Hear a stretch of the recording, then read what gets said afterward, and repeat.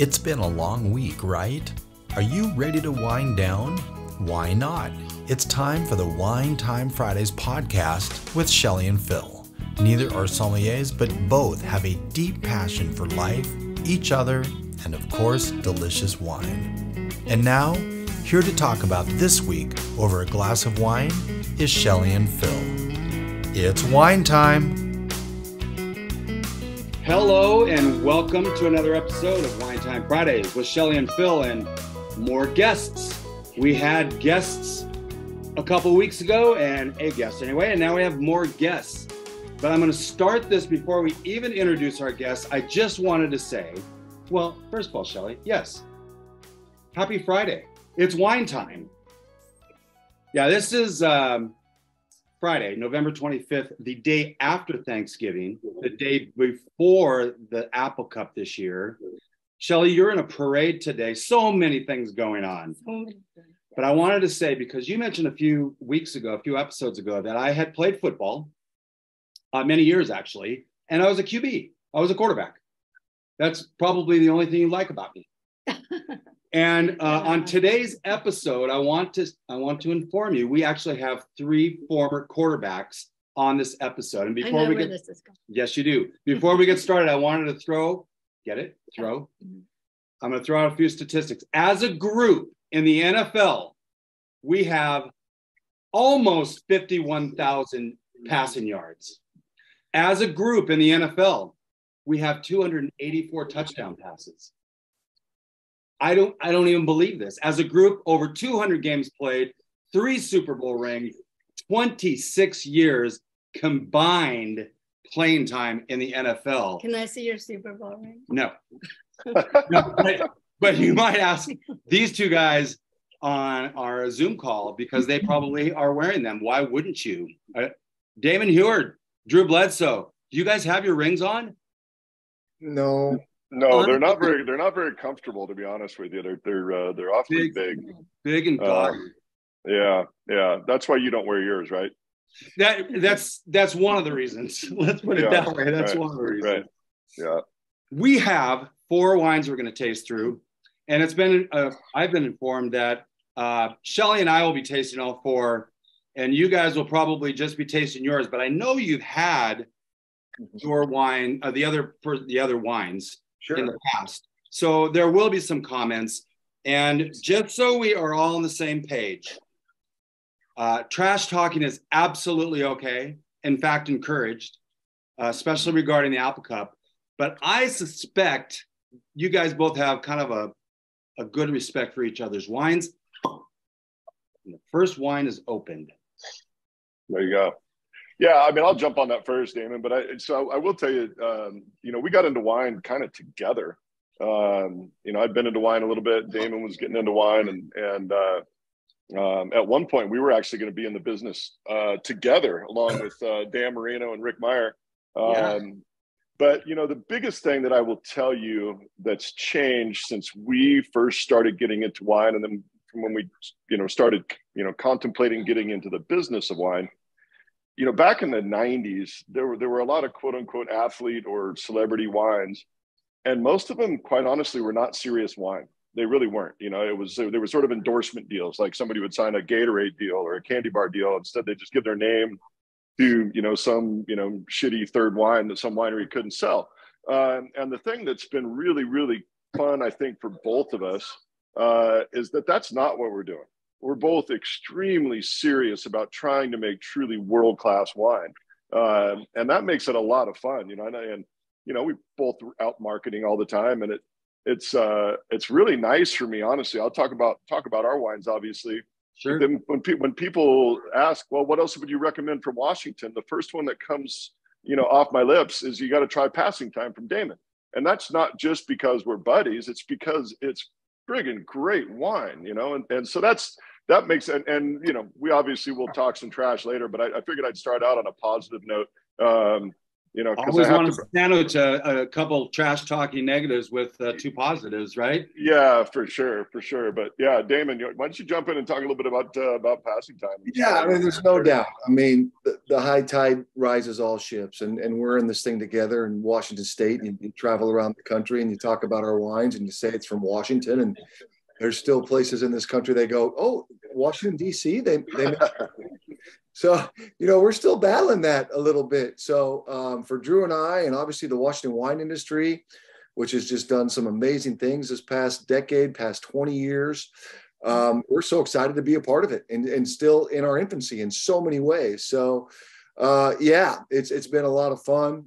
Drew and I kind of mentioned we were teammates there in 01, and we were just getting into wine and then here all these years later, almost 20 years later, here we are with our own projects and having a bunch of fun, and Huskies and Cougs getting along and building our brands and having a lot of fun along the way.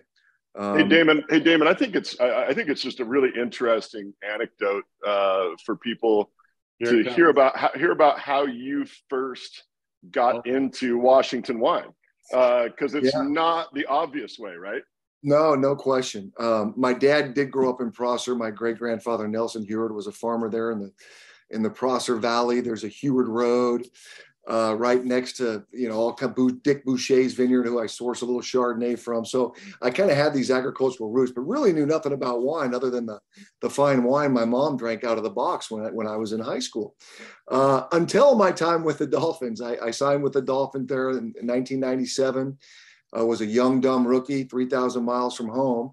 And Dan Marino actually had a buddy who was a distributor at Southern that had turned him on to Washington wines. Okay, wait. And had some. Yeah. I'm not familiar with this name. Dan who? Dan Marino. He was a movie star in Ace Ventura: Pet Detective. Okay. From that. Now I'm remembering. Got toner glove commercials. Anyway. Okay, that's exactly right. Okay. Big wine guy. Grew up in Pittsburgh. Uncle Chucky made homemade wine in the garage. But anyway, long story short, Danny loved wine, had Washington wine in his cellar. Damon, you ever had any of this stuff where you come from? I'm like, no, I couldn't really afford that in college as a poor college kid, but pour me some. And the bug bit. It was great. It was awesome. And we always told ourselves one day when I was done, retired and back home, that we would start this little project. And then I was 4 years in Miami, on to New England, where I took all my knowledge and all that I learned at 23 and 4 and 5, drinking fine wine with Dan Marino. And Drew was just getting into it, a Walla Walla kid. And we talked about our own little project, and we came up with all these fun drawings during training camp. And Drew, I'll let you take the story from there. You're pretty good with it. Well, I mean, before Drew gets going, we really have to toast this wine because we cannot sip it before we toast it. Oh, there you go. So I am going to give a Wine Time Fridays toast to health, wealth, and abundance, gratitude, romance, and peace on earth. There you go. Cheers. Drink to that for sure.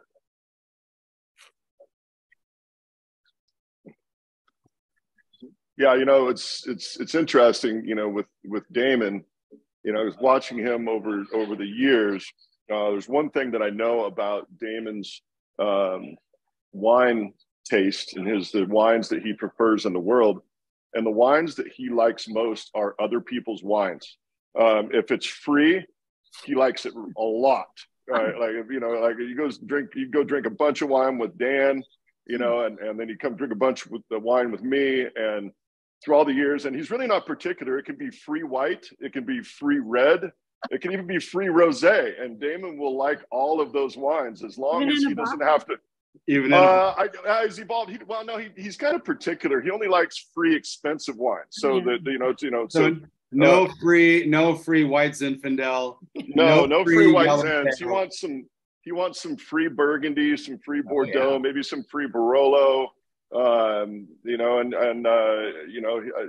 definitely he really prefers those wines, and I've learned that about his palate. His palate seems to gravitate toward other wines that other people have paid for. And you know why Drew always giving me these fine wines to taste and train my palate? Because he knows I have a lot of friends, alumni that are Huskies. And yes, some Cougs make some very fine, exquisite wines. but it's only the Huskies that can afford them. So he hangs out. Well, there you go. There you go. Yep. And so the shit started playing now. And we're off. Yeah. And we're off. But I will say the reputation of, and I'm not, look, I have no dog in the fight here. DAWG. In fact, no dog in the fight. Oh, jeez. I'm just saying. Is that from the snow game in 1992?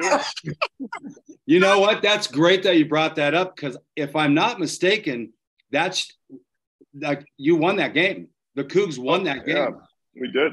And they were sliding around. In fact, a friend of mine, Andy Mason, who, Damon, you were teammates with, played in that game, said it was colder than crap.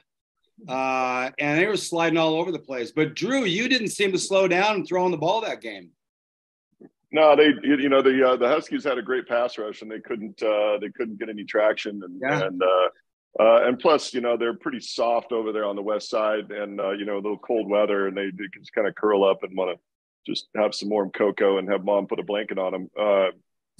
So we were pretty used to being cold. We're not quite as soft as those west side kids. Well, and that's one of the advantages, isn't it? I mean, the Seahawks enjoy that advantage for crappy weather when teams come into play.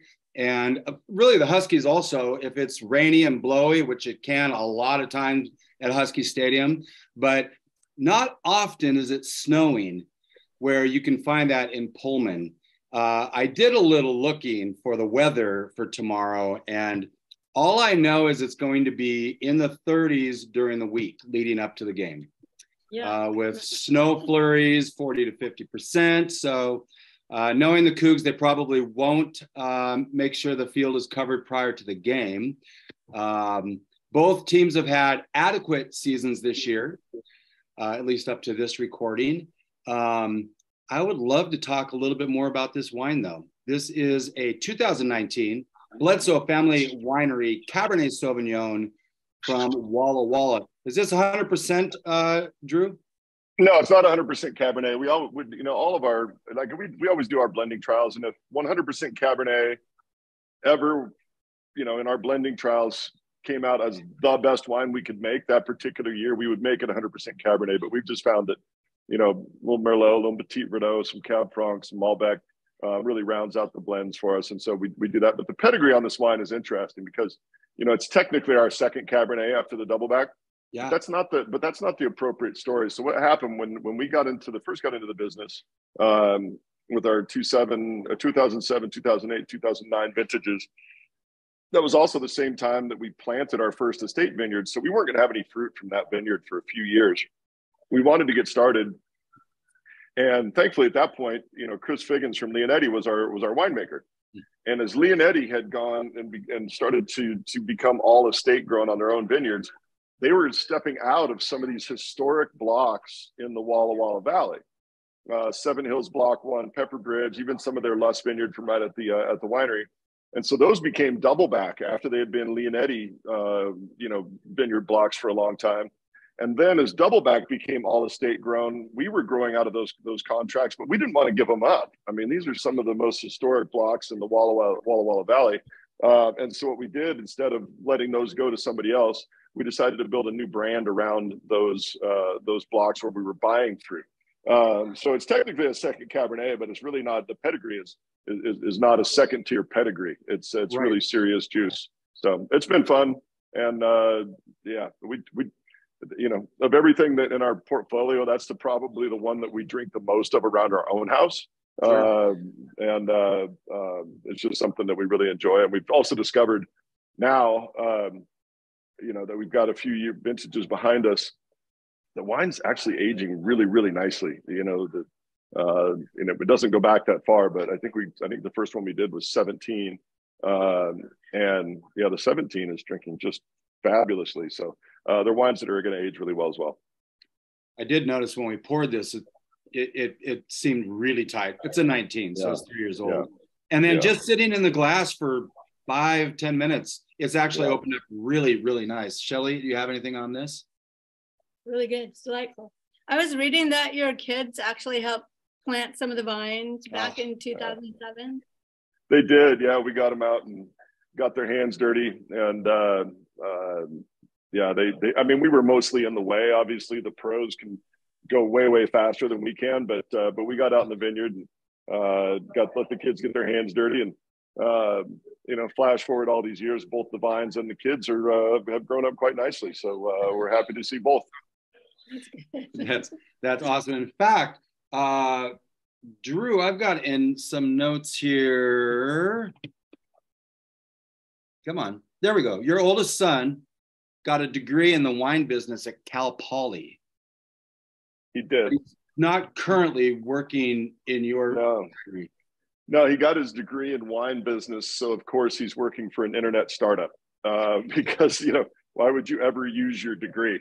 But he does have, you know, he does have some interest in wine. And so after his, how do you use your degree? I don't have one, Damon. But I've got lots of people with degrees that work for me though. So, you know, if you I love the way when Drew makes that comment, his little finger goes out on his glass. Mm-hmm.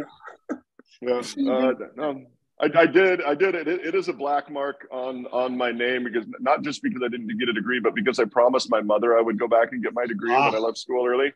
And I haven't quite made it back yet, but as I pointed out to old school, baby. Old school. I did point out to our good friend Tony Graziani the other day when he started talking trash about his GPA. It's like, well, I got 4.2 my junior year. Yeah, that was the signing. That was the signing bonus. That's right. A 4.2. So just so that everyone knows, they can actually get this wine, including the Doubleback, which will be at the tail end of this episode, at Bottle Joy, which is one. Love Bob Robertson. He so many iconic games, and his voice was the voice of Cougar football for so many years. He was amazing. Yeah, he was actually cut his teeth broadcasting for Husky football. Those of us in the room that are old enough to remember that. Oh, wow. How the legends start out. You know, Drew's dad was a Husky football player. That's true. That's true. So, what position did your dad play, Drew? He was an offensive tackle for the Huskies back in the 60s. He actually played offensive tackle at 210 pounds. I think I weighed more than my dad when he was playing college football. I weighed more than he did when I was a junior in high school, and I was playing quarterback.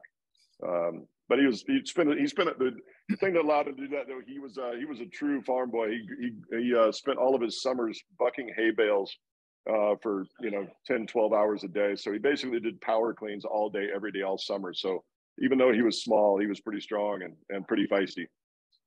I'm using up a lot of calories. Sounds no like doubt. Steve Ettman. Yeah, well, Jim Owens was quite the coach when he was, and then he wasn't because football changed really quick. I just opened a 2019, all of these are 2019, a Passing Time Cabernet Sauvignon from Columbia Valley. I thought I was going to say Red Mountain there for a minute. No, Columbia Valley. And this is Damon's wine. Hashtag cheersing. Let's just get this started here. There's so many notes on the table. There are notes everywhere. Yeah. It's not like we've been preparing for this episode for 2 months or anything. Last October, Shelly and I were in Walla Walla. And we had a number of wineries we visited and a number of wineries that we interviewed as guests. And then we had Rick Small from Woodward Canyon on. Icon, right? Icon. And our app crashed half hour in. That was a lovely at day. Woodward Canyon. And so I was really devastated. I had a sick feeling in my stomach. I mean, to get that interview was kind of a big deal. And he's pretty much the Robert Mondavi of Washington wine, give or take, really. And it just really hurt. And then we ran into Josh McDaniels and a group of your team in the tasting room and exchanged cards. And here we are. So there is a good that comes out of a disgustingly bad thing. Yeah, Rick Small and Gary Figgins and Norm McKibben and the clubs. You know, they're sort of the godfathers of Washington wine, especially in the Walla Walla Valley. So whenever we get a chance, we always tip our cap to them, because without those guys, we wouldn't be in this business. You know, they were the true pioneers. And for so, sure.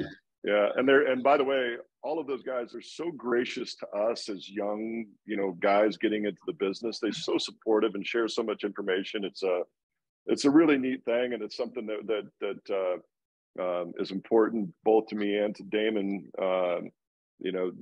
To carry on that legacy and to take it seriously, because we're carrying on a legacy from some true legends, and Rick Small is way at the top of that list. Another one on the top of that list I'd love to toast to is the late great Alan Shoup. Ah, yes. 100%. Alan, weeks. hashtag cheersing. Another legend icon. I'm sure Drew remembers when we were first kind of getting into this and meeting different people. We actually went up to his house, and this was before he launched Long Shadows and was, ran Chateau Saint Michel for all those years. Right. But I mean, just again, as Drew mentioned, so many of these pioneers and legends have been so good to us, a couple of dumb jocks, especially at that time trying to break in. But Alan, I mean, right there too, just a pioneer for the industry. We're going to miss him and appreciate all he did for the Washington wine industry. Is that true in the winery, winemaking business in general, or is it just true for, like, I know California Napa area was really helpful to each other because of Robert Mondavi's persuading, but is it true nationwide, worldwide, that people will help each other like that? I don't know. I can only speak to Washington, and Damon, maybe you've had other experiences elsewhere. I do think as Napa has become Napa, there's a little bit more of, I got to step on the other guy's neck to get ahead. I know that there still are good relationships down there, but in Washington in general, that's definitely true. And as Damon used the quote earlier, the rising tide raises all ships. And I think we all understand that we're still the little brother, to California. And so we're all collectively competing to try to raise quality across the board. But not for long, though, I don't think. Yeah, it's funny because Shelley has mentioned more times than I can remember that Walla Walla is Napa Valley. Walla Walla now is Napa Valley from 25, 30 years ago. And to your point, raising all the ships, right? Robert Mondavi did that because that was a complete antithesis of what was going on in Napa when Mondavi got there. Everyone was like, no, you can't see any of our secrets. And all of a sudden, he says, you guys, we're all in this together. And so is all of the Walla Walla wineries. They're all in together, and Washington wine as a whole. So it behooves everyone to help each other out. Does that mean that you're not competitive? Well, I know you guys are competitive. Having played football for so many years, there is that competitive spirit that never goes away. Yeah, no, for sure. I mean, there's always competition, and obviously we have the scores from the Wine Advocate or the Wine Enthusiast or the Wine Spectator and all that good stuff. But at the end of the day, I don't know. It isn't like I'm going to text Drew and say, hey, once again, we got a bigger score than you, buddy. Here we are. Well, sure you will. And then you'll follow it up with the text that says, just joking, you'll get there. No, but obviously, in so many ways, we are in this thing together. And, Drew started 5 years before I did. His first vintage was 2007. Mine wasn't until 2012. And by 2014, I got tired of just making one wine, which I thought I was going to do. And the first person I call is Drew, saying, hey, Drew, everyone's asking me, is your winery in Walla Walla? And it wasn't. We were in Woodinville, but I said, I want to make a Walla Walla cab. Can you help connect me to some folks? And sure enough, he did. And I'm so blessed to get some awesome fruit from the Seven Hills vineyard that he mentioned. You'll taste that a little later. But I mean, we're all in this thing together. And if Drew wants to do an event over here in Western Washington and needs to use our space in Woodinville, absolutely. And then, you know, research and development is probably the most important thing. So when we have to go to France on a cruise with club members from Doubleback and Passing Time, you know, we make that happen together. All that hard work we do there in the vineyard, you know, on the West Bank. Is this true or false that you guys are on a Bordeaux cruise in May coming up? We already did it. Oh, you already did that one. That was last year. How did that go? It was great. It was epic. We learned a lot. We learned, especially, Drew, that our wines are right there. Isn't that great? Yeah, that's wonderful. It's pretty interesting. We didn't bring any wine. Damon, you brought one bottle, like one bottle of the 1311. But yeah, it was cool to be over there and kind of where it all originated. And to know that the wines that are coming out of Washington can certainly stand side by side with these old historic wines, and you know, and we'll take the Pepsi challenge with any of them. We'll put them side by side with our stuff, and we're not afraid of that in the least. We'll have the Judgment of Paris 2023 and see how that works out, right? Absolutely. And also, kudos to you guys. I want to give you a compliment that was passed on from Sam Lang. 2 weeks ago, we had him on. He's the sommelier over at Beverly's in the resort. And he said, you guys make it over here a year, every year about, and bring your wives and really do a full dinner. And I'm like, well, we'll need an invite to that next one, Sam. But he said, you know, he was going into that first one thinking, oh boy, you know, like you mentioned, Drew, slap an athlete's name on the label and the wine's going to be whatever it is. And honestly, Gretzky's got a wine that I didn't like, but he's got his name on it. And so it must be good, right? And maybe I had a bad bottle. It could be. It's Canada. It's Canada. He's the great one. Come on, man. Well, in hockey, yes. But Sam said you guys were the nicest guys, and so there's a huge compliment to you. I was gonna throw a little shot at Drew because he's a Cougar, but I don't want to do that quite yet. But so kudos to you guys because you're continuing that, right? You're paying it forward. You guys were ushered into the wine business. You know, people were putting an arm around your shoulder and say, let's figure this out with you guys. So good job. Anyway. Yeah, for sure. So Damon, talk about this. The wine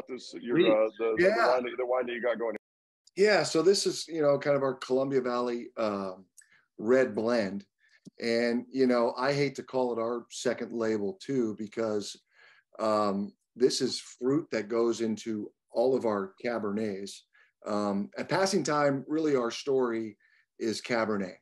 And, you know, in 2012, when we started out, we made just one wine, the Horse Heaven Hills Cab, which a lot of the fruit right there from Shampoo, Discovery, up in the hills above Prosser, where my dad grew up, my great-grandfather farmed.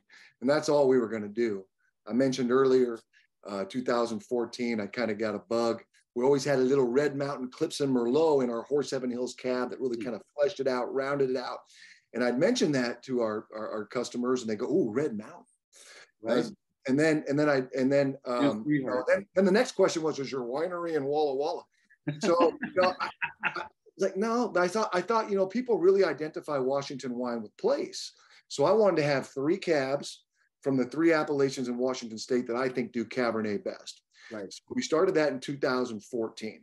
The first one, a Horse Heaven Hills, a Red Mountain Cab, and a Walla Walla Cab, which you're going to taste a little later. But okay, so at the end of the day, we bring all this fruit in from 11 different vineyards all over the Columbia Valley. But in order to call it a wine from Walla Walla Valley, 90% or more of that fruit has to come from there. Mm-hmm. Same thing in Red Mountain, same thing in the Horse Heaven Hills. Well, every year when we're doing our blending trials, my winemaker, Chris Peterson, you know, some years it's better with 8 barrels of Shampoo and 6 barrels of Discovery, you know, but we brought in 10 barrels of Shampoo. Okay, where's it going to go? Oh, let's try to find a home in our Columbia Valley red blend. Mix it with some Red Mountain fruit, with some Walla Walla fruit. So I hate to call this our kitchen sink wine. It's still cab dominant, and there's stuff that doesn't even make the grade for this particular wine. So this 2019, it's 67% cab, still cab dominant, but not 75%. We wouldn't call it a cab. We call it our red blend every year because it's a little bit different. 21% Merlot, 12% Petit Verdot. There you go. We bought some Petit Verdot, thinking, we bought some from Seven Hills. We bought some from Shampoo. We thought, this might be cool in our Horse Seven Hills cab and our Walla Walla cab. In our opinion, in our blending trials, it didn't make it better, but it found a really cool home here in our red blend. So this has fruit from the Seven Hills Vineyard, Red Mountain Vineyard, which is owned by Corliss, 14%, some Clipson Cabernet, one of the oldest Red Mountain cab sites, 7%, some Shampoo cab, 7%, Wallula Benches cab, 7%, and then 21% is all Clipson Merlot, and then the 12% is the Shampoo Petit Verdot. So anyway, 50% new French oak. We make about 325 cases of it, and believe it or not, we haven't released this yet. We're releasing it the first week in December. I got to put this back in the bottle then. So you're getting to taste it right now. We hold this one back from our 19 calves, which we release in the spring, and then we always kind of release this one around the holidays. It's a great holiday wine. It's also a great wine that you'll find with the few restaurants that we work directly with. They love to pour this, on their list. But yeah, it's a killer wine. I guess I wasn't going to talk points, but the critics love it. 94 from Dunnick and the Washington Wine Report and all that good stuff. Phineas 93, Suckling 93. That's yeah. Really cool. It's not a second class wine. It's a great red blend, and a lot of people really do like kind of that Bordeaux blend style. Well, I did notice when you started on the story, Drew went and got a full glass of wine because you knew you were probably going to go on a bit. And dude, it takes a lot of wine to be friends with Damon. I'm going to be honest. Yeah, if you get drunk enough, you can listen to his stories. But geez, no, actually, the truth is, now that I'm 50, and my bladder is even worse. So I actually had to go take a leak while he was talking. But I was listening the whole time, Damon. I had my headphones in, and I also grabbed a glass of wine on the way back. So that's what that sound was. Okay, got it. I thought he went to go drink a cold beer, shotgun one like like a true Coug. Like down at the Coug, right? My winemaker always says it takes a lot of really good beer to make a great wine. So yeah, it probably does. There's no question. There's no doubt. So this is what's really interesting about both your guys' wines is, Damon, you've got a guy that coached football at the University of Washington, Chris Peterson, and Drew, you had your old offensive coordinator, who is now in the league as a head coach, Josh McDaniels, making wine with you. I think that's maybe that's why the Raiders are struggling so bad this year, that their head coach is busy making wine instead of studying film. I actually thought they were going to be playing really well. Yeah, I did. Yeah, for sure. It really helps us to sell our autographed wines or memorabilia. The Chris Peterson, Dan Marino on the label. They sign them all. We sell them out the door. So I really appreciate Coach Pete's work there. That's exactly right. Yeah. No fooling. So Damon, it seems your winery mostly sources grapes for your wines, right? Yeah, we do. We don't own any estate or vineyards itself. We did sign a nice long-term contract with one of our favorite vineyards, a 10-year lease. If the right property place kind of came along, potentially, but right now, especially doing what we do, like kind of all over the state, Drew's focus is a hometown, the Napa Valley of Washington and Walla Walla. I'm from Prosser. My dad is from there. I was born in Yakima. So our story's a little bit different, and, it'd be kind of hard. I didn't throw enough touchdowns for one to own a vineyard on Red Mountain, Horse Heaven Hills, Walla Walla. So I don't know, man. As a group, we 284 here. Yeah, I know, right? Yeah. But anyway, potentially one day, if the right property comes along. But like a lot of Washington wineries, we source fruit from 11, 12 different vineyards right now. We bring it all in-house to Woodinville. I always like to tell the story that, I think in most of especially the old world, right? It's like Chateau, vineyard, pick grapes, make wine.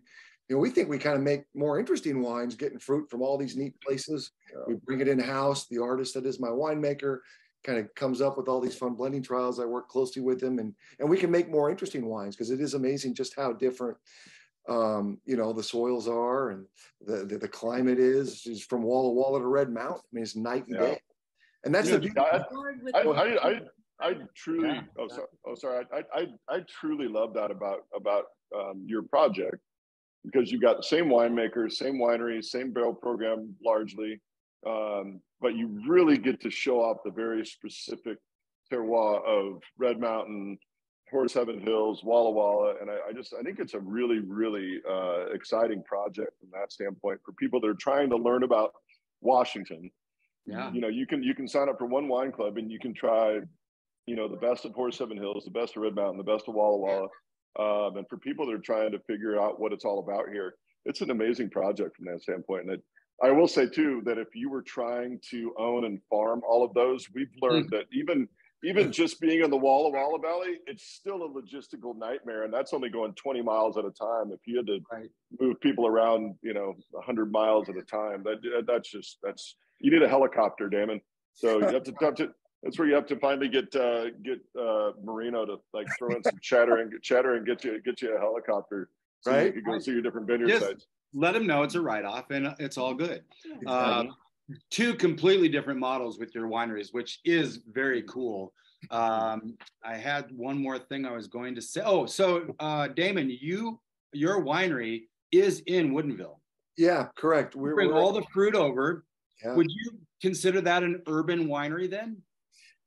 Well, you know, yes and no. I think the urban wineries would probably be more those down in the Soto district, just outside of Seattle. I think Woodinville's done a really neat job of kind of, you know, staying. It's grown like a weed, but it still feels like you're out in the woods, Woodinville, and you know you're out of the city and you're at some really cool wineries. You're going to Chateau Saint Michel on a concert.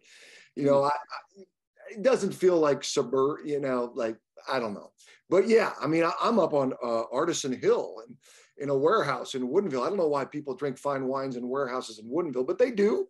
A lot of people they do. All those people from Maltby coming over to do that.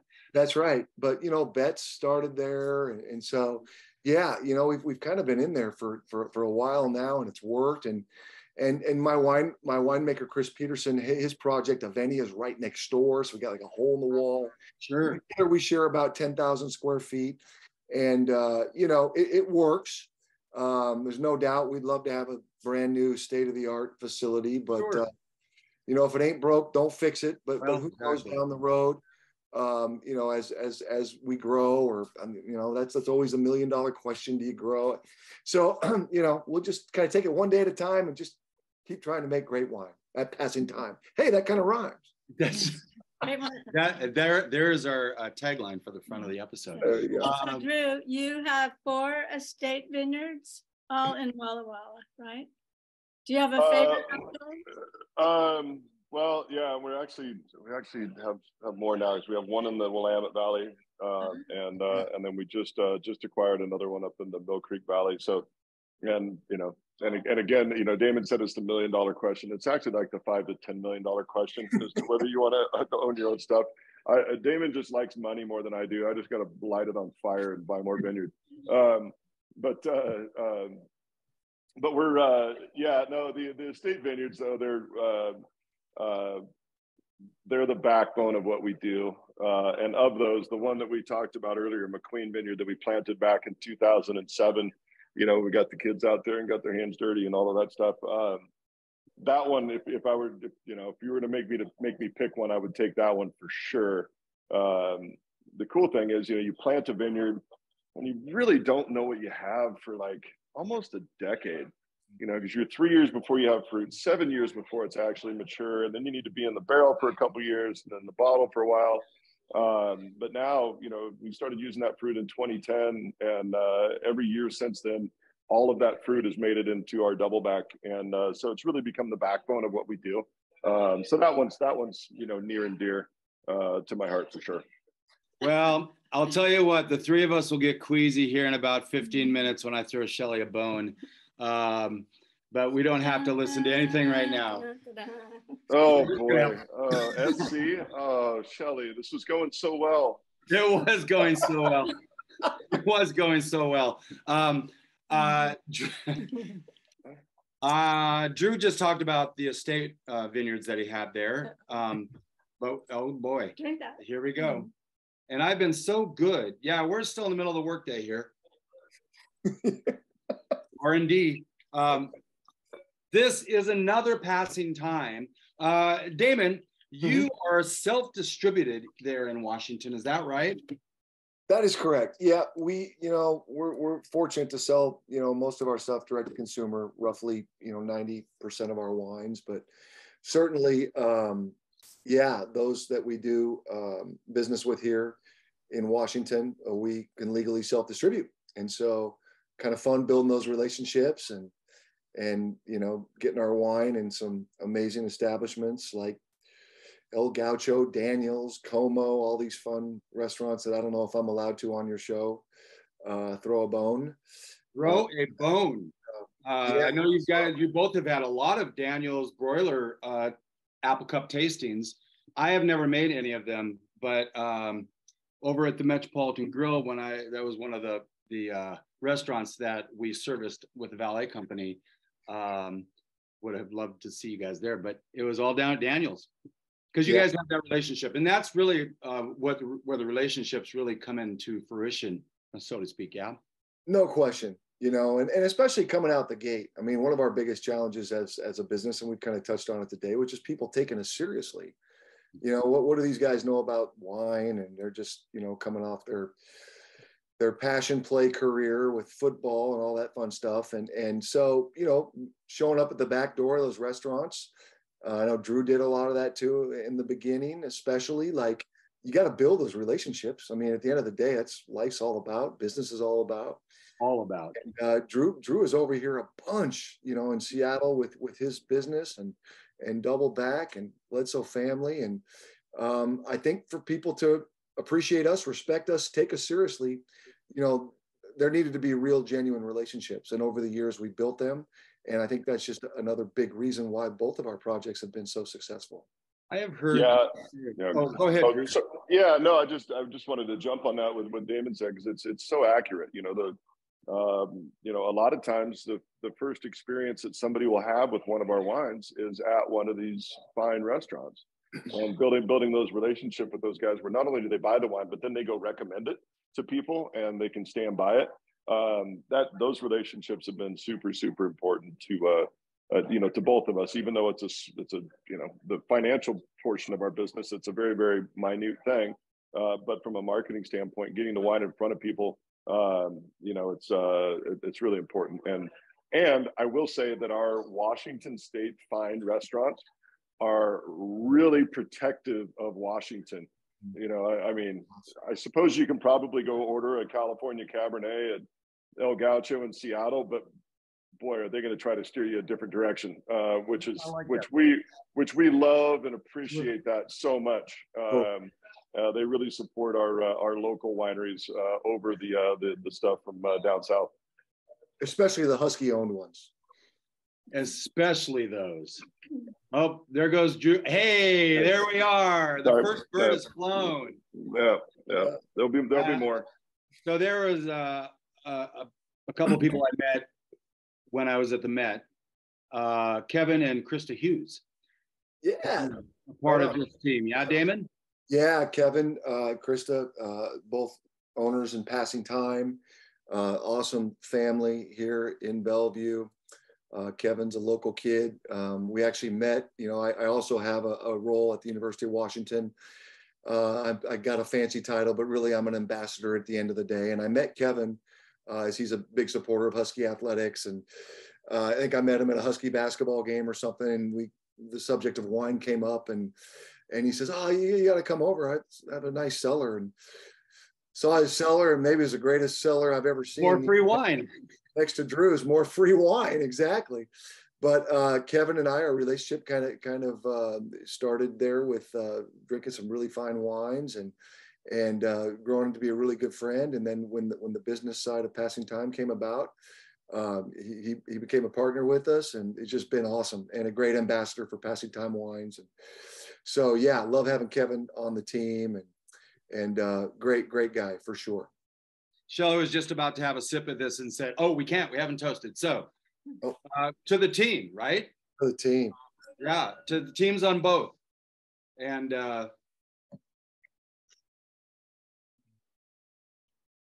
so you mentioned Husky athletics. Sorry that you have to endure this, Drew, but Damon, 2 weeks ago, you had your daughter sign a letter of intent with the University of Washington to play volleyball there under scholarship.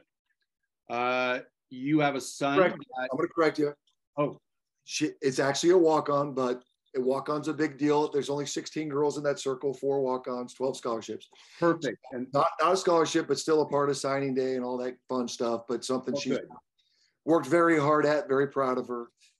So yeah, just wanted to correct you a little bit there. I appreciate that. I'm surprised it took this long for me to have any correction. I think mostly what Damon's saying is that he still has to pay for it, so you still have to buy wine. That's right. It is in-state tuition, which is great. There you go. But no doubt. So no, that's amazing, Damon. That's really amazing. I can't wait to watch. Well, don't you have your daughter Healy's like a 4-sport Bo Jackson athlete? yeah.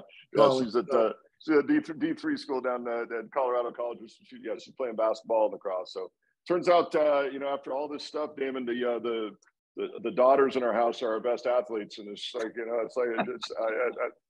a bummer it's a bummer for our sons to have to admit that, but that's just how it goes. Hey, Damon, would Sam agree with that? Well, his story's still to be written. Still being written. That's right. But there's no doubt he had an awesome high school prolific career, and time's still on his side. But there's no guarantees in college sports and college athletics, and obviously, he's not a superstar as a redshirt freshman just yet. But we'll see. His story's still yet to be told. But no doubt the competitive brothers and sisters like Drew was with his brother Adam, or me with Brock and Luke. In the family, they're always competing in something and everything, and I think Sam might have a little issue with that, but I do think Brooke would kick his ass actually. Well, speaking of Luke, he happens to be on the USC staff.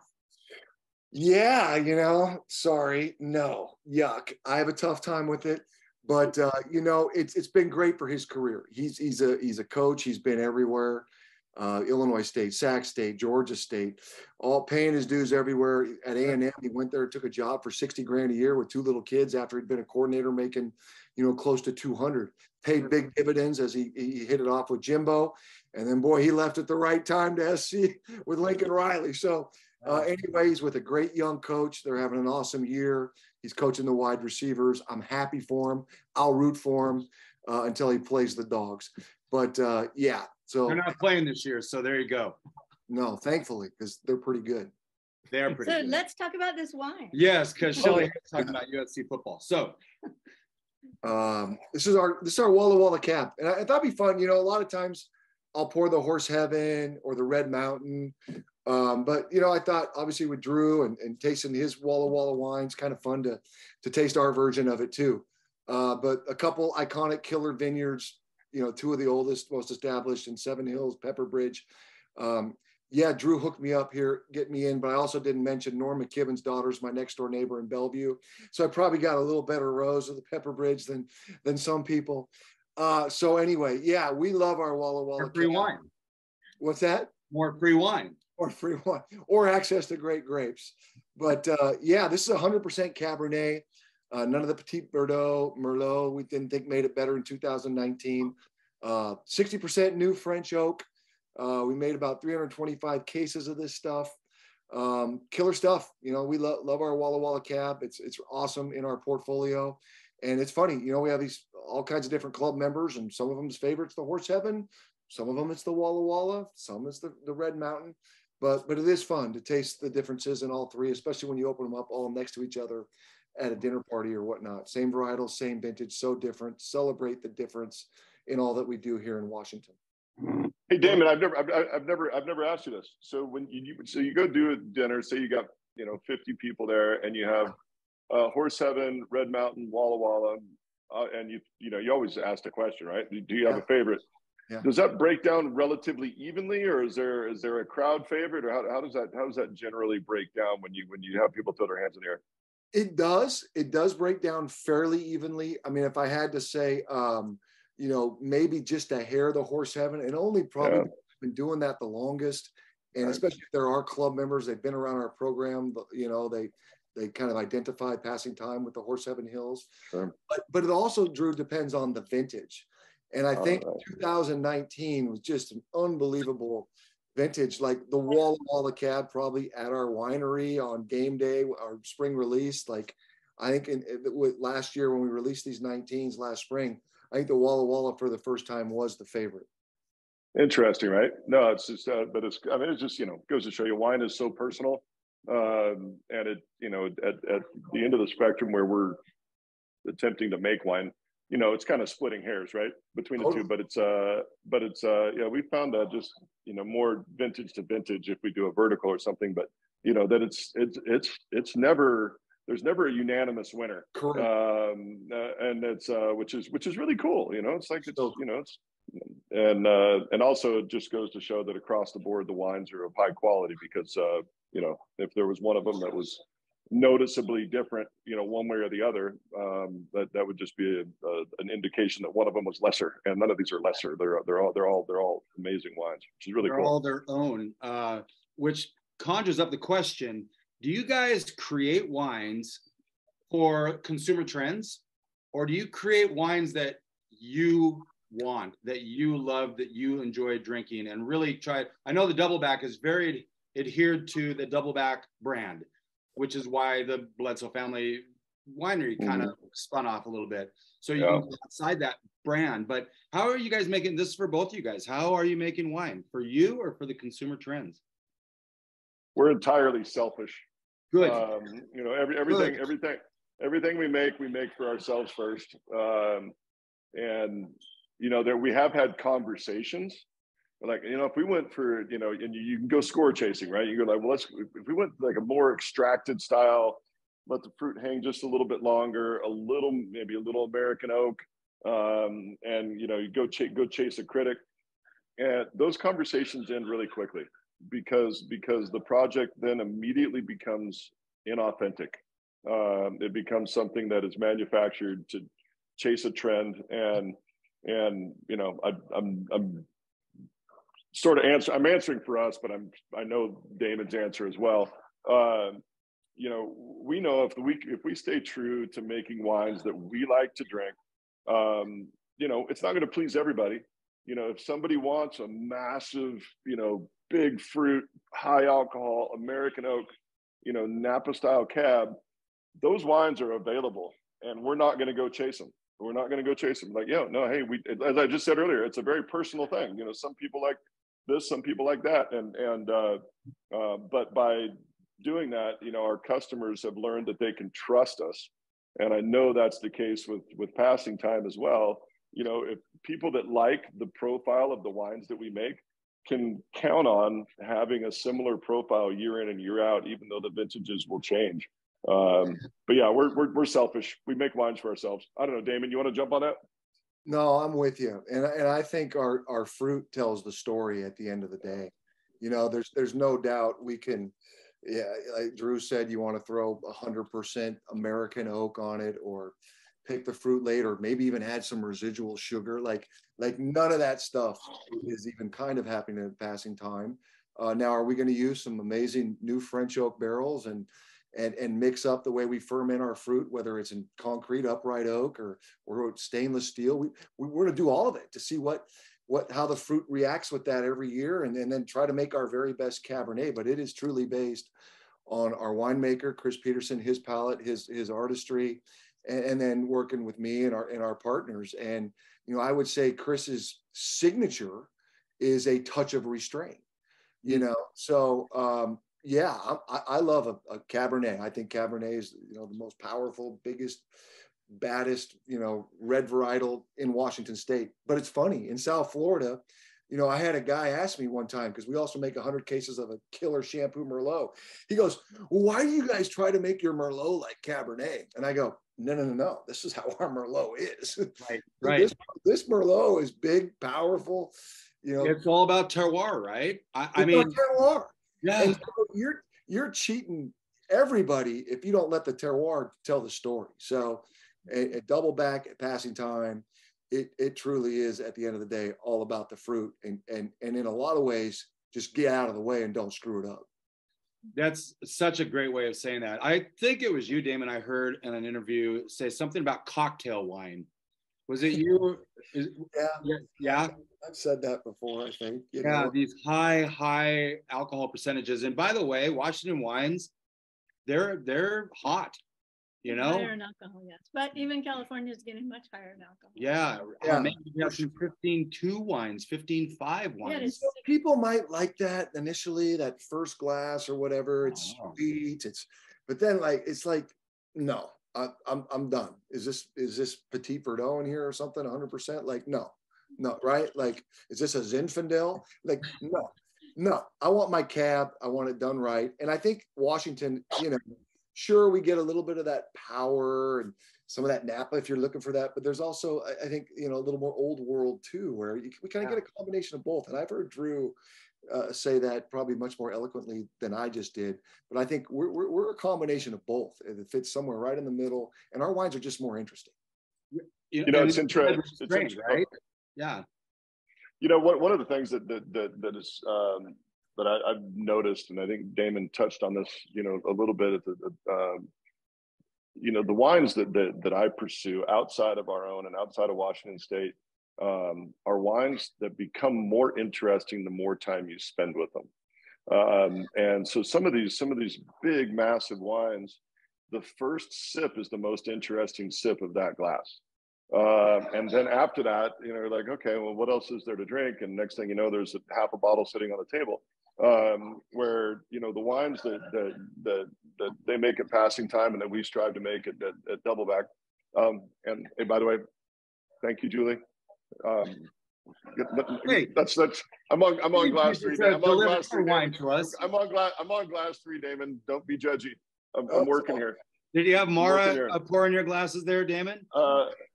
Yeah, right. No, that's it. No, it's actually no. It's a different Julie. I wish it was. You really hanging out with me there?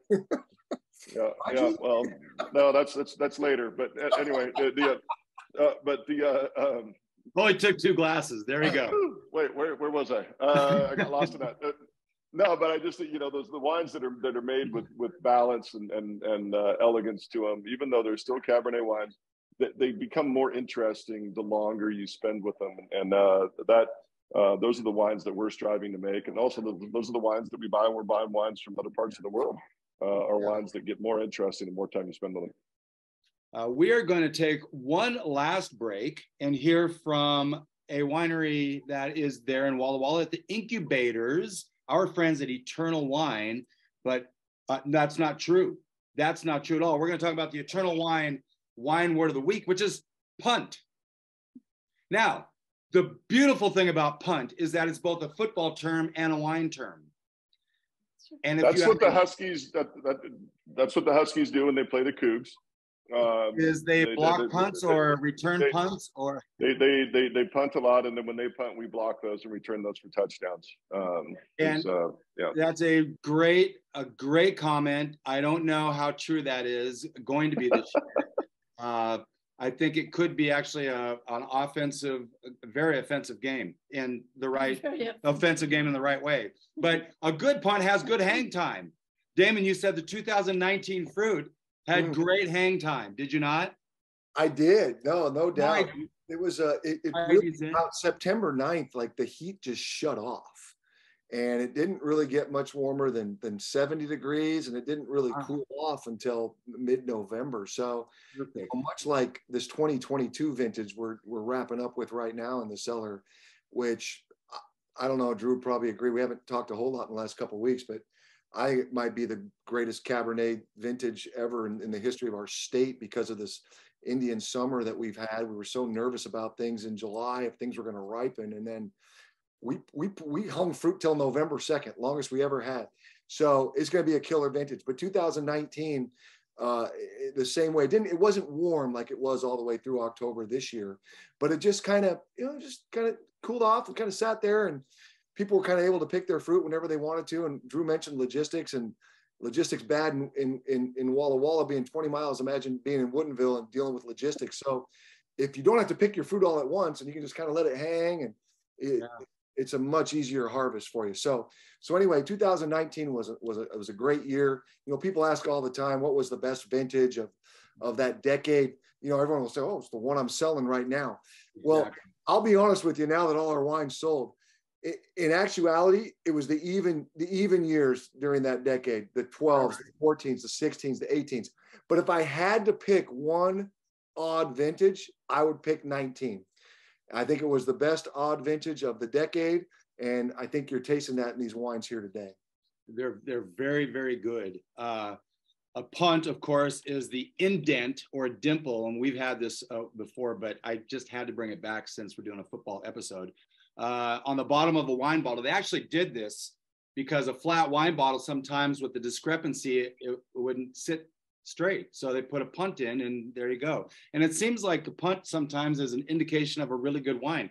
I don't know how that's got a deep punt. We've got deep punts on all these bottles, but it's also the result of a bad offense not getting that first down. They have to punt.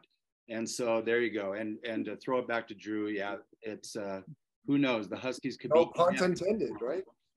No punts intended. That is a dad joke. Yeah, thank you, Drew. I'm all on Drew's side on this one. I can't believe Damon's still here. I threw up in my mouth. My brother's coaching there, so I guess. You know, I feel like I know. But Pete Carroll. Oh, Pete Carroll, yeah, repeat Carroll. Drew's former head coach, by the way. Right. Oh, who is that right? I was with Pete for 3 years in New England. After Parcells left, and Pete was there for 3 years, and then left there to go to that college down there in the really bad part of LA. It's really bad. So as I open this Doubleback, I want to touch on your head coaches in college, because Drew, you played for Mike Price, yes? Yes, love Mike Price then, love him now. Yeah, had a little hiccup in Alabama, but we're not going to talk about that. Damon, you have been with Lambright and Don James. Yeah. The debacle that was Don James leaving, someone named Billy Joe Hobart. I'm pretty sure that you know him because you played behind him in Puyallup. Yeah, and at UW, we were teammates. Yeah. You know, that wasn't on Billy Joe Hobart. I mean, that was on, 9 other Pac presidents at the time, and a president even at UW, and that wasn't all on board with, us going to 3 straight Rose Bowls. It's not the same president that's now running the NCAA, is it? No. Different. Not Emmert? No. This was Bill Gerberding way back, long time ago. But obviously, Don James, the dog father. We'll just leave it at that. Well, before we get into the Doubleback, I do want to say that we've got some statistics here. Drew was one. All kidding aside, the facts are the facts. Drew had a pretty substantial career in the NFL. Oh, man. Well, I was on the field that day at that Snow Bowl in 1992 when they kicked our ass. And watching Drew throw footballs 60 yards through the snow and right in the mouth. Bill Parcells was watching that game too and said, yeah, I'm going to make that guy the first pick in the NFL draft. So yeah. And in front of me, and so, yeah, certainly Drew had, an incredible run there. And obviously I got to play with him one year in New England. It was an interesting year. The stories been told. We don't have to hash that one all out. But Drew was the consummate professional. And I think, the thing that I'll respect the most about him was a great player, consistent week in and week out. But that dude was under center every week. He took some hard hits, but he was one tough sucker. And probably, being raised the way he did in Eastern Washington, bucking hay with his dad. Yeah. And, had an amazing NFL career. And, it was a lot of fun to play alongside him for that year, get a Super Bowl ring. Crazy circumstances, but we'll remember that time together, and I'll certainly remember the amazing career he had both as a collegiate and in the NFL. Now, Drew, you're bucking hay in Bend, Oregon now? Yes, yeah. No, I think if Damon and I got together, we could lift one bale, and then we'd have to go have a glass of wine. Son of a bitches are heavy. I know, dude. I don't want to do that. That sounds like work. It is work. That's why it sounds that way. Yeah. No, it sounds awful. No, it was. It is funny, Damon, that we only played together 1 year. It seemed like it was like 4, but maybe there were 4 years in that 1 year because it was quite an interesting year. But yeah, Damon was amazing. And one thing that people people don't know, as you know, Tom has gone on to have his amazing career, was that it was kind of a coin flip as to whether or not Damon was going to come in if I got hurt, or if Tom was. And if they'd made the right decision, you know, Damon would have like 9 Super Bowl rings, and he might still be playing football. He'd certainly be having a better month than Brady's having. Yeah, right. Yeah, absolutely. Yeah, no, we had a lot of fun together, and yeah, but it does seem like more than one season that we actually played together. Oh my God, that was a lifetime. Well, and as I understand, Drew, they brought you in as a first round, first pick. So that's pretty impressive in and of itself. There's only, gosh, how long have the NFL draft's been going on? I don't know, 30, 40 years or something. There's only 30 or 40 number one picks, okay? And you're one of those. And you were the beginning of the I don't even like saying the Patriots, but the Patriots turning things around and heading in the right direction. And then you got hurt, and nobody should lose their job over an injury. But apparently this kid Brady was turning some heads there in New England, and for good reason, I guess. Yeah, we taught him well. Damon and I raised him well, and he's gone on to be a pretty decent player, you know, in his own right. But no, it was an amazing run, and those teams that I was a part of when we went from worst to, you know, pretty relevant. That was pretty fun. You went to a Super Bowl, what, year 2 or 3? It was year 4. Went to the playoffs second year, and then made the Super Bowl in year 4. So we went from, you know, from worst to second in year 4. And doesn't really flow off the tongue very well. Yeah, it doesn't rhyme.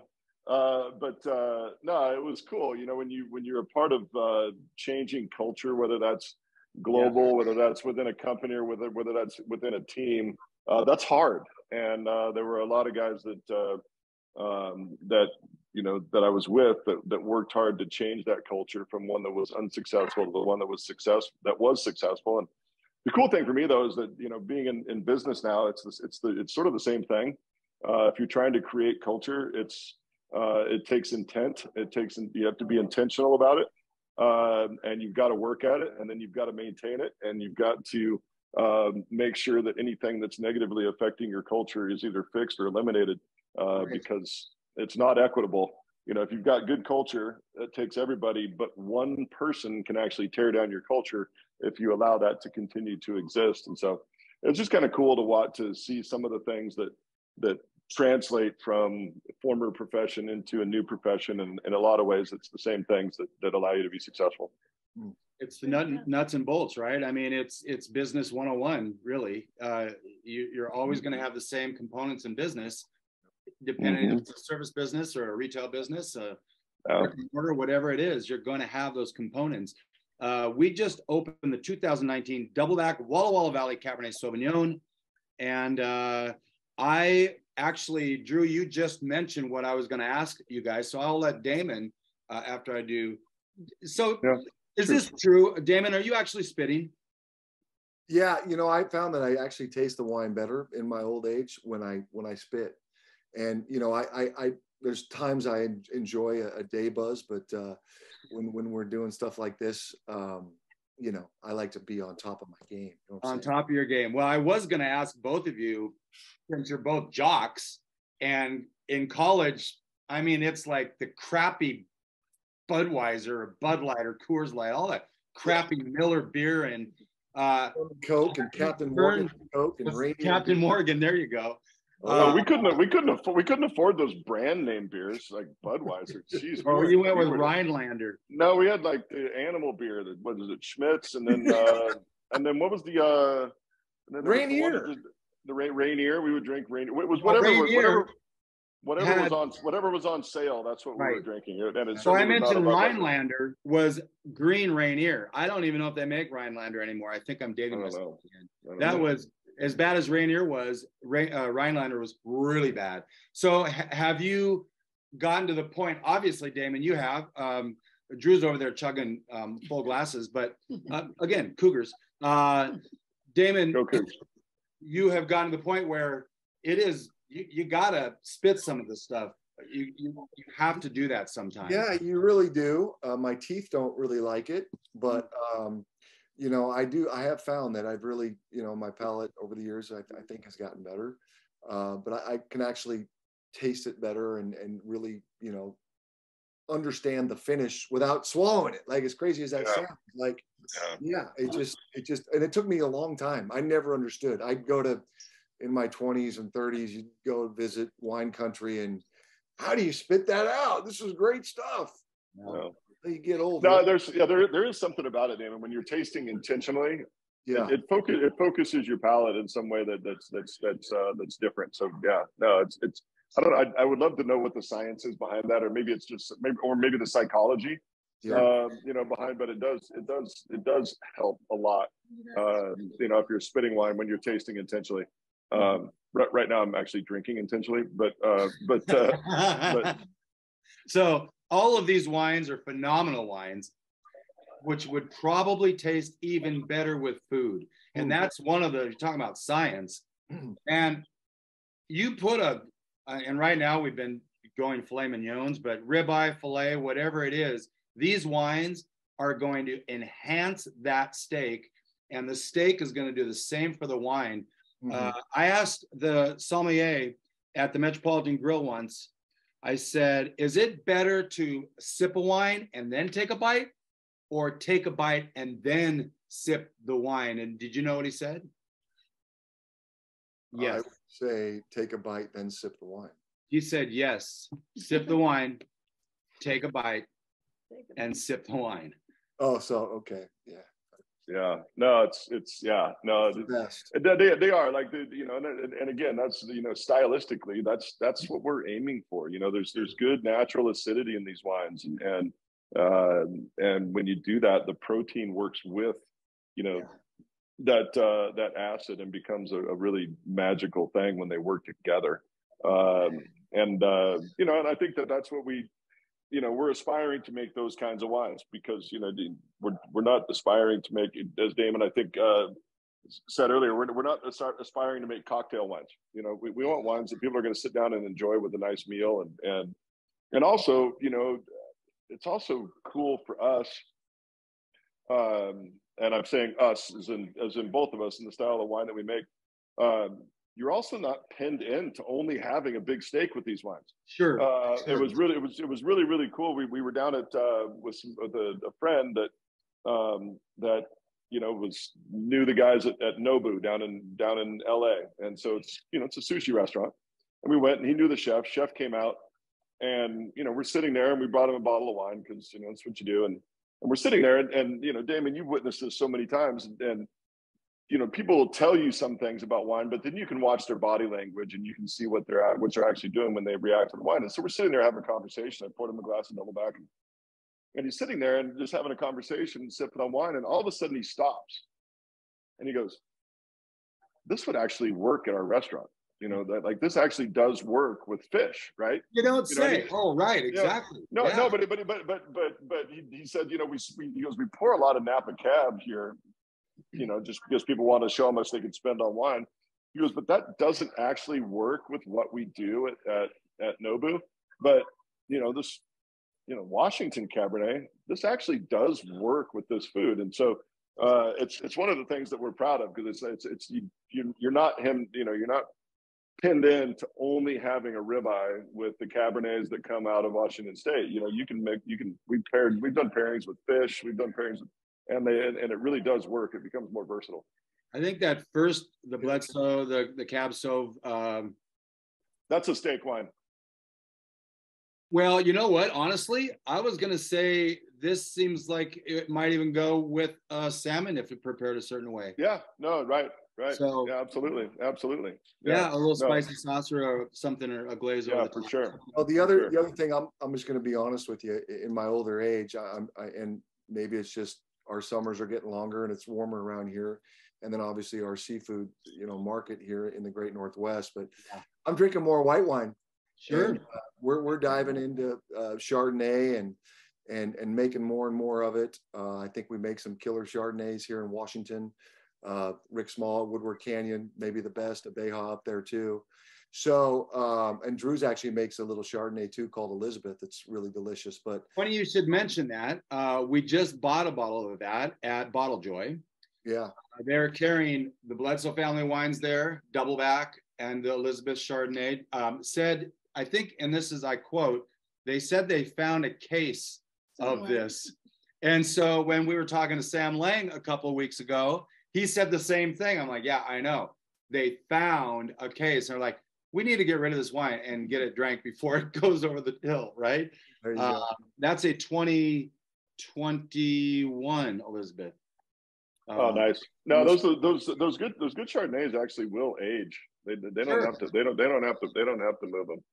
But we dribble them out. We dribble them out into the market, you know, here and there to the right wine shops but they you know, like Damon, they mostly go to our list. But yeah, no, Walla Walla and Washington, you know, globally can actually do Chardonnay exceptionally well in specific locations, kind of some cooler locations in Washington. You know, and Washington actually, you know, made its name in the world of wine in white wine first. You know, back in the day, the Rieslings back in the day, that's where we first Johannesburg Riesling. Yeah, and it was cool for us when we set out to do Chardonnay. It was really cool. We did some benchmark tastings with our team where we did blind tastings with a bunch of Chardonnays from all over the world. I think each time there were like 12 wines from everywhere. And each time we did that, we would do the reveal at the end. We'd do it blind just because we didn't want anybody to have a preconceived notion of what it was. Right. And both times we did that, the top two wines, one was a white Burgundy, and the other one was a Walla Walla Chardonnay, one of which was Leacole, the other one was a Beja. And both are great, yeah. Yeah, and it was like, oh, that was kind of cool, you know. We're actually doing stuff in Washington that will stand up against these wines that are recognized as the greatest Chardonnays in the world. From Burgundy. So it was kind of eye-opening to me that we can do Chardonnay that well. That's pretty cool. Damon, you said you're loving the seafood. What about shellfish? You like oysters off the grill? Yeah, you know, we have a little place. Actually, I kind of grew up going out to Hood Canal a bunch with some friends, have a place out there, and we actually found a neat little spot during the COVID times and both bit the bullet and bought it. And so I love shellfish. I love seafood. I got oysters on my beach. I dig my steamers. I go drop my crab pots. A few times a year, I can go get the spot prawns. I do that. So, yeah, I think you can tell I love my shellfish. And, yeah, certainly love some raw oysters. So, Shelly, do we have any wine that we like to pair up with Kumamoto oysters off the grill? A Madeline Angevine. Well, you might have to send me. Really? Might have to trade some. San Juan Vineyards. We can't get it over here anymore. San Juan Vineyards. Madeline Angevine. Who I believe Corliss owns that now, right? Yeah, they changed ownership. It used to be Yvonne, somebody or other. We had a great relationship with her. We pour at the, used to be Vintage Spokane, Taste Washington, all that at the whiteout table, but they no longer are bringing it to Spokane. So staying over on the west side, apparently. But Madeline Angevine, Zigaribe, very, very nice white wines. Both should check those out. They're fantastic. If we can get some wines over here, we're going to do an episode with San Juan Vineyards because their story is great as well. And both your guys' stories are fantastic. These wines are phenomenal. We have the Wine Time Fridays rating system, and everyone. Oh, no, we haven't. Drew, please enlighten us on this wine. After 3 years, able to do that? I've got a lot of experience. The 19 Doubleback it's a really special wine to us. You know, first of all, as Damon said, it was an amazing vintage, but 2019 was the first year that we had our own farming company, and you know, living in the Northwest and being in the farming world in the Northwest, you know, generally that means, you know, seasonal labor, contract labor, right? And so people come work for you for, you know, 6, 7, 8 months, and then they have to figure out how to support themselves, you know, going forward. 2019, we started our own farming company. So we now have 15 people that normally were just seasonal laborers that work for us full-time. They have, for the first time, full-time employment, retirement benefits, and health benefits. And for us, that's a real big boy business now. Yeah, right. No, and so that, environmental sustainability we're all about, and we go hard at that, and the way we do things in the vineyards and ship and all of those things. But this people sustainability piece has become equally, if not more, important to us. And the cool thing for us is that when we did that, the unintended benefit was that these people now, they treat our vineyards like they own the vineyards. They talk about them, and they talk about them in that way. They say, hey, these are our vineyards. And we had a cool experience with that in 2019. There was a frost that came in. We were gonna let our fruit continue to hang particularly up on top of the hill. But one of our neighbors was bringing their fruit in, and they needed to get it in quick. So our team went over there. I won't tell you what vineyard it was. But Pedro came out of the vineyard, who's our foreman for the farm team, and he came to Josh. He was like, boss, I'd be embarrassed if those were our vines. They don't love their vines the way that we love our vines. And so, what for us, it's just, but it's, for him, that the important word there was our vines. Like, these guys feel like, this is their business too. And this vintage, the 2019 vintage, was the first time we had fruit that was cared for by our own farm team. And so it's a special vintage to us. I think the wine, as Damon said earlier, in the 2010s, the even vintages were sort of, for whatever reason, were the ones that we kind of hung our hat on. But I think 19 was the first one that sort of broke that mold, where it was really a spectacular vintage. I think the wines are going to go for a long, long time.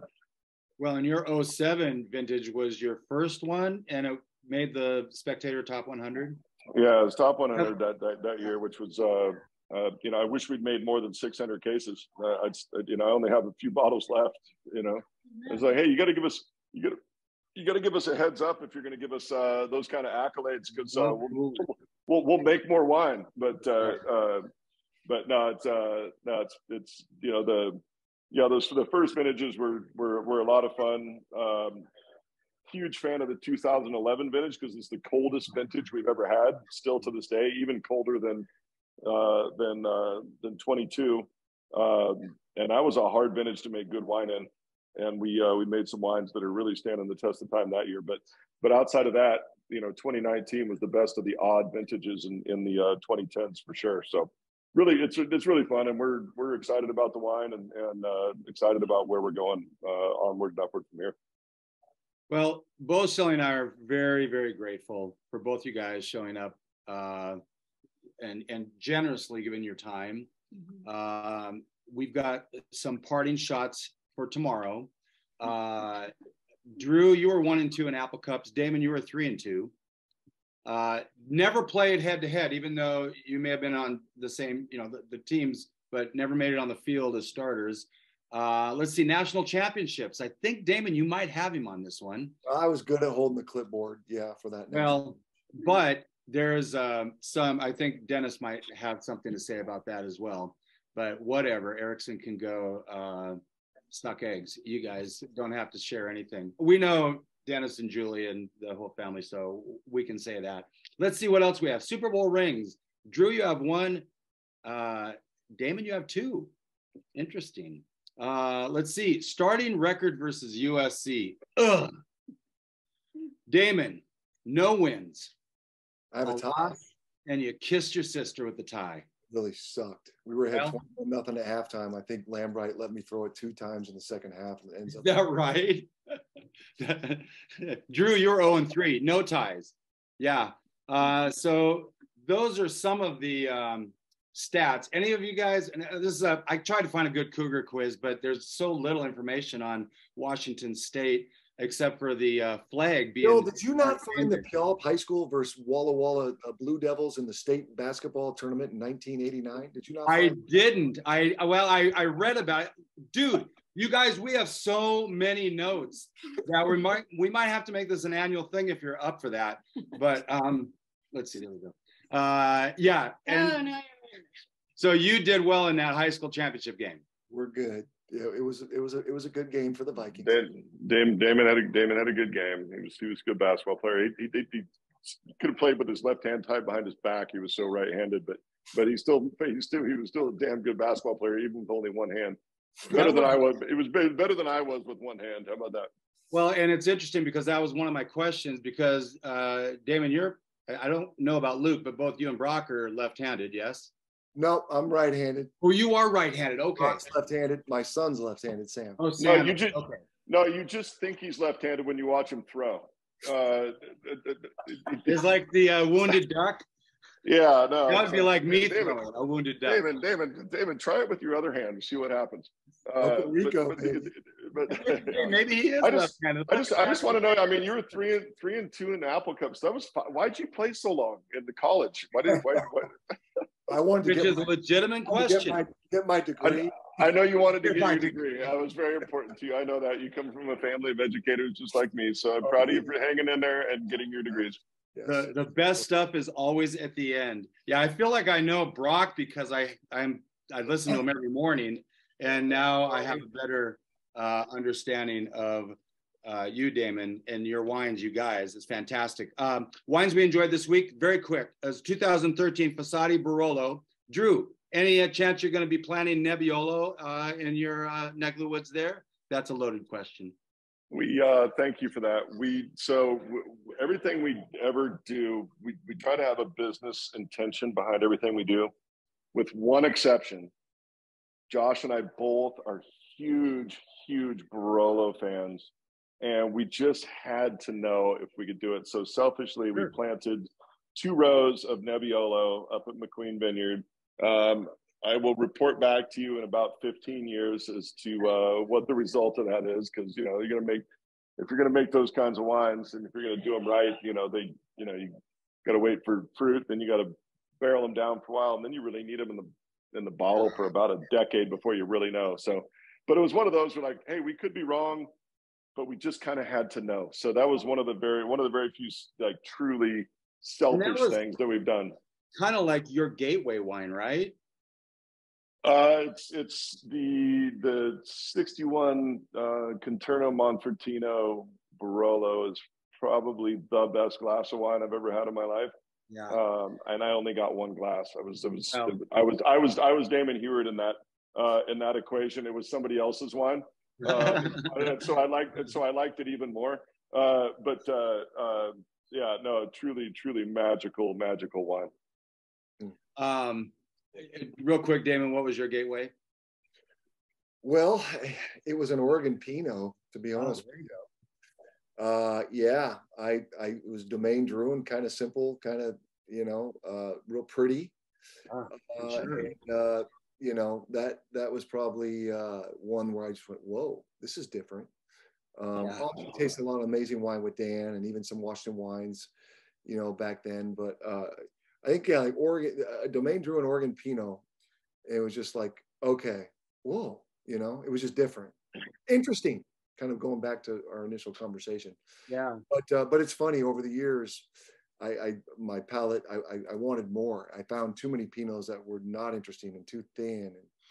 And so, cab is my thing. So I have a question. One of the great things about growing grapes in the States versus in Europe, we're not driven by law on what we can call the wines, and so we can experiment like that. So good job, Drew. I hope to be alive when that's ready to drink. So the 2000 you and me both. Yeah, right. 2013 Fossati Barolo. We had a Pavo Nero Primitivo Merlot Rosé, which is lovely. A Holly Ullman Vineyard Pinot Noir, and Domaine Jean-Marc Riesling from Alsace Grand Cru. So what we're doing next week, we're opening the newest wine NFT from Cuvée Collective. It will be from Gloria Ferrer. I almost said shoot. Gloria Ferrer, and a Cabernet Franc, because we've got National Cabernet. Oh my God. How can Drew talk after 3 or 4 glasses? I've just had sips. He's a pro. He is a pro. Them cooks. National Cabernet Franc Day is December 4th. Thank you both for coming on. This has been fun. Thank you so much. Yeah. And we didn't Travis, even touch on that. you guys are awesome. Thanks for letting us. Thank you. Yeah, thank you guys, and hey, go Cougs! Should be a good Apple Cup, and I think it's going to be a meaningful one this year. You know, it's like for a change. Damon, score for tomorrow. I'm going to go Dogs 38, Cougs 21. Drew. Oh no, I think this might be a shootout. Yeah, I'm gonna say we're gonna win a close one. I'm gonna go. I think the snow game was 42-23, so I'm going back to that Cougs 42-23, and then let's go. Let's bring down the snow. Let's make it a white game again, and we usually come out on top when there's some snow. I could turn this computer around and show you our backyard. We have 4 inches of snow in Coeur d'Alene right now, which neither of us are happy about. With a little bit of knowledge, wine becomes a lot less overwhelming. Thank you everyone for tuning in. Thank you guys for showing up, and maybe we'll do this again next year. Have a great weekend. Bow down to Washington. Go Dogs. Hopefully the Cougs do okay as well. Apple Cup tomorrow. Cheers, guys. Thank you. Thank you for spending part of your day to wind down with Shelly and Phil. Remember, you can listen to any episode of the Wine Time Fridays podcast by visiting winetimefridays.com or wherever you get your podcasts. And join us on our Wine Time Fridays Facebook page, Instagram, or on Twitter, which is @VintageTweets, for daily conversation. Until next week, here's our toast to you: to health, wealth, abundance, gratitude, peace on earth, and of course, romance.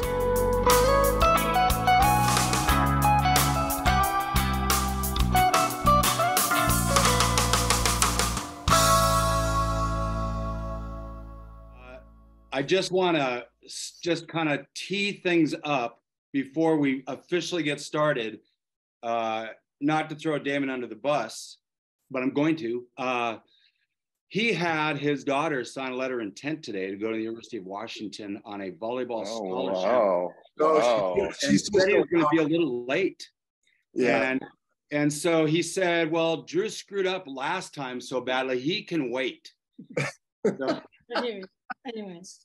That's fair. That's a good thing to wait for. I'm sorry she couldn't get into Wazoo, but it's good for her to have a backup school. well, they both have decent volleyball programs, so that's good. They actually really do. I know that the Cougs. I don't remember them being super great back in the day, but turns out it was a long time ago. A few years anyway. Yeah.